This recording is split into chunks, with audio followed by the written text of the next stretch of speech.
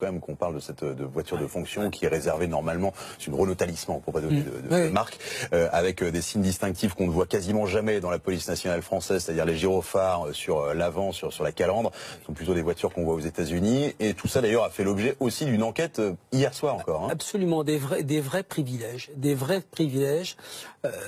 on peut se poser tout un tas de questions sur cette voiture dont il était le détenteur, ou en tout cas qui était mise à sa disposition visiblement. C'est avec cette voiture qu'il rentrait tous les soirs chez lui. Voilà. Alors regardez, il a des LED derrière le pare-brise, LED à l'intérieur de la calandre. Donc c'est les nouveaux dispositifs des voitures, on va dire utilisées, oui, par la police, mais quand même par la hiérarchie de la police. Ça, c'est une très belle voiture. Un commissaire n'a pas ce genre de voiture, par exemple. Non, un commissaire n'a absolument pas ce genre de voiture. Je pense même qu'un directeur départemental de la police nationale n'a pas ce genre de voiture. Ça tranche avec les moyens de la police en général. Absolument, oui. Et puis Jean-Marc Bailleul, du syndicat des cadres de la sécurité intérieure, nous le disait tout à l'heure. Quand on voit l'état, la vétusté de certaines voitures de police, des commissariats, comme celui de Clamart, avec une voiture disponible ou deux voitures disponibles, et Dieu sait si les fonctionnaires essaient d'en prendre soin et de les entretenir.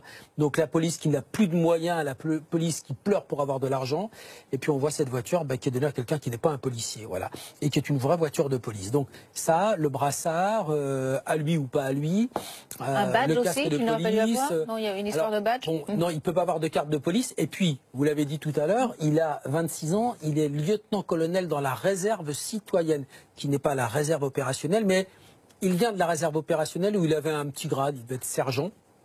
Il passe de là à lieutenant-colonel de la réserve citoyenne à l'âge de 26 ans, affecté au cabinet du directeur général de la gendarmerie.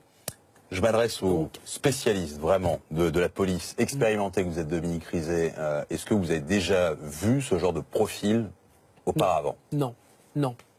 Même soyons très clairs, sous Charles Pasqua ou non, jamais. Il y a eu des barbouzes, il y a eu des gens comme ça, mais on leur donnait pas autant d'importance, puis ils n'avaient pas l'oreille du président. C'était des gens qui réglaient des opérations, c'était un peu des coups fourrés, mais jamais avec de tels moyens. Alors il y a une autre époque, des noms qu'on va pas citer, mais un service avec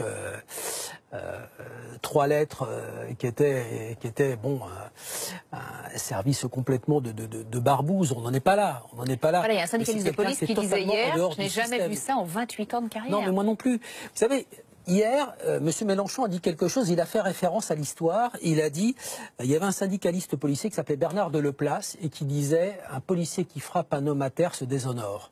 Cette phrase de Jean-Luc Mélenchon hier. Bernard Deleplace, ça a été un syndicaliste policier à une époque où il se passait des choses dans la police. Des gens là.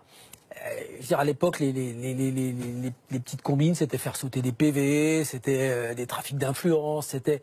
Mais là, on est en 2018, on nous a fait des promesses, on nous a dit que le monde allait changer, et il se passe des choses dont moi, effectivement, c'est pas 20 ans, c'est 37 ans de carrière.